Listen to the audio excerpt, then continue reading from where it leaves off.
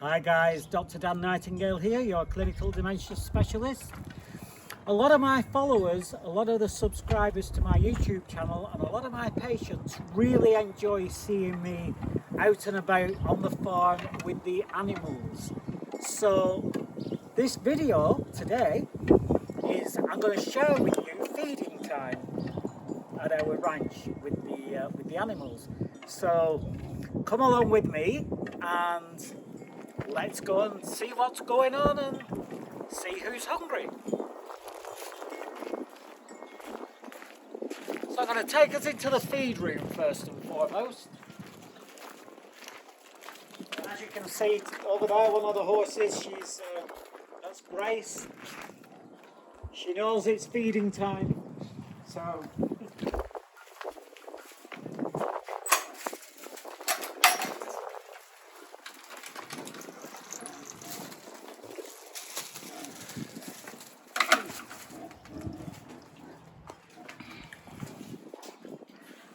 So this is my feed room, and as you can see, it's where we keep everybody's food and other things that we use around the ranch and on the farm. I'm hugging this bread because we're going to be giving this to the chickens in a little while. But the first thing I'm going to do is feed the horses their pellets. So you'll see in here are horse pellets, and they are made up of alfalfa and Bermuda. And in the green bucket, you may have seen, you may have noticed, I don't know, but there's some white powder in there, and that's for Mr. who has arthritis, and so he takes medication to help manage the arthritis that he has in his knees. So they have to be fed separately so that the other horse doesn't eat his medicine. So we're going to walk through the stall. This is one of the horse stalls where they can come and hang out and get out of the sun. Hi Gracie!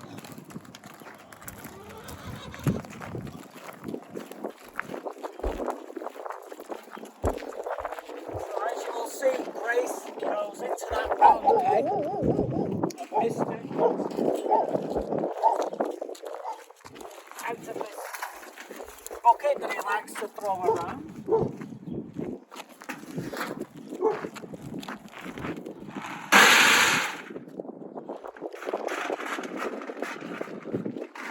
So you'll notice that he and Grace are wearing masks, and these are fly masks. It's the time of the year now where we're seeing flies coming out, so keeps their eyes safe.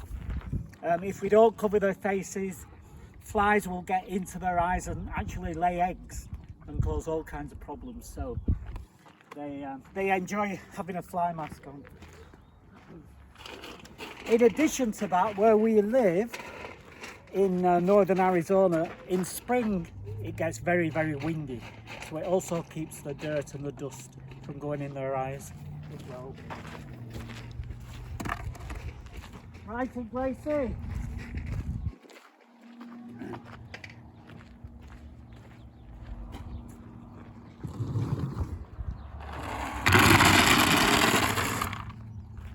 There you go. They enjoy their pellets. They enjoy eating that. Horses, they're amazing creatures. They're wonderful, fantastic animals. They're very intelligent. They're very social. They're herd animals. So, you should never really have one horse on its own. We've always got at least two. And they're very, very close, these two. And as you can see, they look similar. But Grace here is a foxtrotter, a Tennessee foxtrotter, with a little bit of Arabian in her as well. She has a specific gait, foxtrotter gait, and it's like when you ride her, it's as though you're riding on a cloud. And when it comes to animals and people who are living with a dementia, they're absolutely fantastic, because communication with horses is all about body language. no need to verbalise, all about body language. And that's great for people who are living with a neurocognitive disorder or a neurological disorder, and especially people who do have difficulty with speech and language, and they connect really, really well. So fantastic creatures and absolutely fantastic for therapy. And Mr. over here, who has osteoarthritis in his front knees, you may notice that there's some swelling there. That's why he has medicine. And he's a quarter horse. And Lynn, who is with me, hi Lynn. Hi. She often jokes, couldn't you afford a full horse? So, but he's a quarter horse. Quarter horses have a lot of stamina, fantastic personality, absolutely amazing personality, very, very sweet, very loving. And when it comes to grooming and being brushed and washed and stuff like that, he absolutely adores it. And when you get round to brushing Grace, he likes to come and he lays his head on my back. It's so sweet. It's so sweet. How old are they? Okay, so Grace, she's 18 and Mr. is 25. Wow. And horses can live quite a long time. So quarter horses might live to 30 plus, 35. There are horses out there that are 47, 50 years of age. And Grace should probably live as well another 10, 15 years because they get very well looked after and very well cared for here. So, this is, we fill this up maybe every few days because this grass is called Bermuda grass. They don't like it as much as they like the alfalfa grass, which goes in these nets, which we will be doing next. But they do munch on this throughout the course of the day. And as you can see here in northern Arizona, we live in the low desert, so we have dirt. We don't have grass. So there's nothing for animals to graze on. And there you see Buddy doing what everybody does. Eating something you probably shouldn't be. Yeah, eating something you probably shouldn't be eating. And so we have dirt, so there's no grazing available. And as you know, a natural thing for horses is to graze. So we have to make sure that throughout the course of the day they have plenty of stuff to munch on. To close this gate, and then Mr. doesn't come and take Grace's food.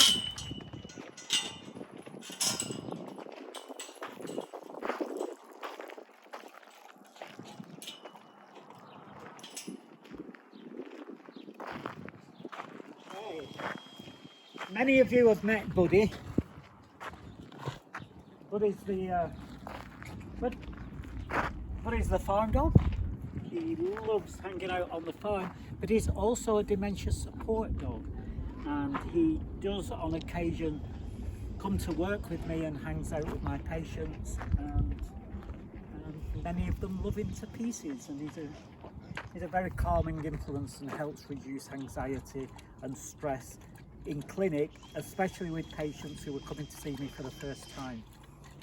He's great at bringing down their worries, fears, anxieties and stresses. And as you can see, he thinks he's a horse because he's drinking the horse's water now. Okay, so now we're going to go and look at the pig. So many of you who follow me and who have seen other videos of the ranch will know about Piggy. Piggy came to live with us, it was about 2 years ago, or 3 years ago, Lynn's saying. He was rescued from a house in a local neighbourhood where he lived with 250 dogs. 250 dogs and the pig all lived in one house. So he was massively overweight and very unhealthy. His tusk had grown out of the side of his face. His hooves were very long, So working with our local veterinary surgeon and making sure he was on the right diet and learning how to be a pig, because I don't think he ever lived outside. He didn't know he was a pig, and sometimes he sounds like a dog. So he was obviously raised as a dog. So now he's in a bit better shape than he was when he first came here. And what's his other name? So Piggy, his name when he came here is Kosher. And that's the name he was given, that's the name he came with. Kosher the pig.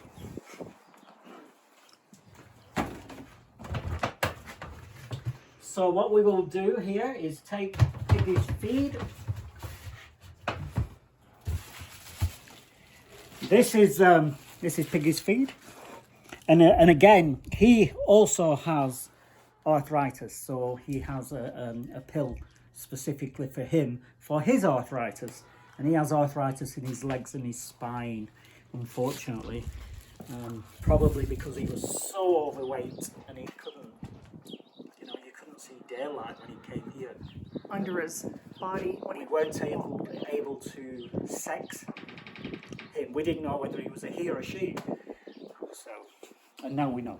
He's lost a massive amount of weight, and he can walk on his feet instead of his elbows and his knees. Yeah. And this is his night house. This is where Piggy sleeps. There's his bed. There's his cuddly Piggy, and he does have another toy somewhere in there. There it is. He has his other toy. You might be able to hear him there grunting in the background. So let's go and meet Kosher. Hi Piggy! Tea time. Coming out.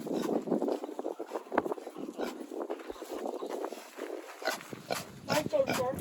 Hello. With your teeth. You can smell it, so he'll be coming out in a minute. While he decides whether or not he's going to come out and eat his supper, we'll go and see the chickens. Now, the last video we did, things were set up a little bit differently. We've changed things around, and Lynn has made this a much nicer area than it was before. And she's made a really cool place for the chickens. So let's go and see these guys.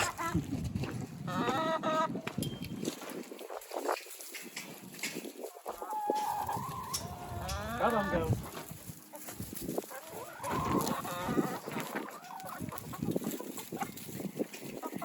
Right, so we've got 11 laying pullets, which means they're all egg layers.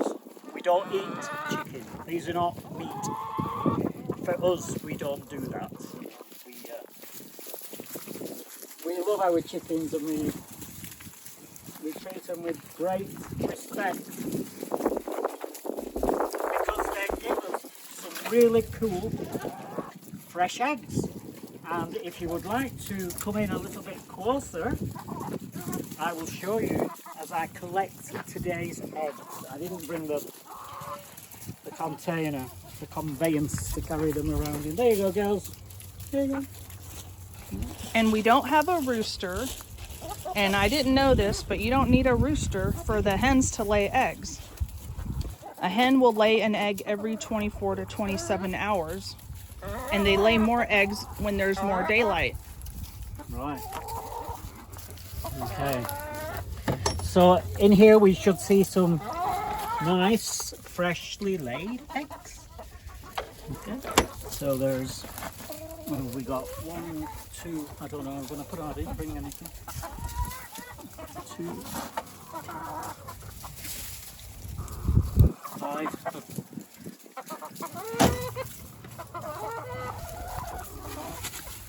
Let's be a little bit inventive here. So we'll put them in there. Why are they different colors? Well, they're different heads. So we've got, this is an Easter egger. As you can see, it's a kind of greeny colour, and that's laid by one of the Easter eggers. which are not the white ones. Those are leghorns. But this one here, this black coloured one, that is an Easter egger. So they lay different coloured eggs, which is very cool. And different sizes. Yeah, and people don't believe me that there are such a thing as Easter eggers. Yeah. That sounds made up, Dr. Dan. That's right, but it isn't. And they have this, they have some toys in here to play with. They have a little swing as well. And they have a mirror. They absolutely adore the mirror. They like to look in there. And as we open this door here, we could see more eggs. Yep, here's one there. That looks like it for today. Thank you, girls. Thank you for the lovely eggs. Okay. You want some more? Have you eaten that already? See.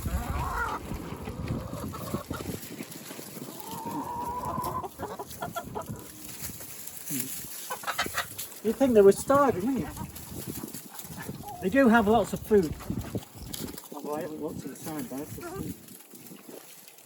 They eat 50 pounds of feed a month between the 11 of them. Yeah, and the sparrows that get in and eat too. And what happens if you drop an egg? If you drop an egg with these girls here, they will jump on it and eat it. Is that okay? Not really. It's not a good idea to allow them to eat those eggs. So we try to discourage that at all times. And there you see Kosher having his tea. So at night he sleeps on his bed, and in the morning we open this door and put out his food and close the door to his bedroom. And after he finishes eating, he will take himself inside that enclosure that's always left open, and he will go lay down on his pillow and sleep. In his summer house. He likes having his belly rubbed. He enjoys having his belly rubbed. Probably not while he's having his food, but he does enjoy it. He's very vocal. He is very vocal. And yeah, so most of the animals that we have here, we do rescue. So, you know, Kosher is a rescue. The 2 horses are rescue horses. The dog is a rescue. A lot of the cats. A lot of the cats. We have 6 cats in total here on the farm. Many of those are rescue. And they're all really good pets, and they're fantastic for people who are living with a neurological or a neurocognitive disorder. I talk a lot about how horse and dog therapy works for people who are living with Alzheimer's disease or other form of dementia. It's fantastic non-pharmacological therapy. It can help bring down people's anxiety levels, stress levels. It can elevate mood. And one of the amazing things about horses is that they can detect your heartbeat. And if you're in a state of high arousal and hypervigilance because of, for example, experiencing symptoms of PTSD, a horse is able to tap into that and sync its own heartbeat with yours. So there's an absolutely miraculous connection with horses. And, you know, we know the benefits of dog therapy. We know the benefits of stroking cats, which can reduce hypertension and also reduce heart attack and stroke risk. But horses have a very, very special role in supporting people who are living with a neurocognitive neurological disorder. So that's pretty much the farm and, you know, the animals that we have here currently. it changes, you know. I'm sure at some point the rescue centre down the road will have something that needs to be housed, and they'll call me and they'll say, oh, can you take this? Because you know I'm a sucker for, you know, for animals who are in need and who need help and support. So the only thing left to do, there's 2 jobs left to do for me. One is to fill the hay nets with alfalfa, one for Mr, one for Grace. And the second thing is to clean up their poop. So that's done twice a day. We do that in the morning, we do that in the evening, because it's really important to maintain a clean environment. Fly management, you know, good husbandry relates to keeping the stalls clean, keeping the water fresh, keeping the paddocks clean, and managing flies, because come summer flies do become a bit of a nuisance here. So it's every horseman's nightmare dealing with flies. So that's the ranch, and hope you enjoyed that little visit. If you've got any questions about anything relating to dementia or anything relating to our animals here, just follow me and ask me on Facebook, follow me and ask me on Instagram, post something on the YouTube channel, send an email, drdan@drdanielnightingale.com. You can visit my website, and thanks for being with us today. Please share all my videos. They're all there for educational purposes, and they're all there to help families and everybody else who is supporting somebody on their journey. So unless Lynn has anything to ask, No, I think you covered it all. then I shall bid you all farewell. But before you go, remember, and say it with me, Say it, buddy. dump the soda.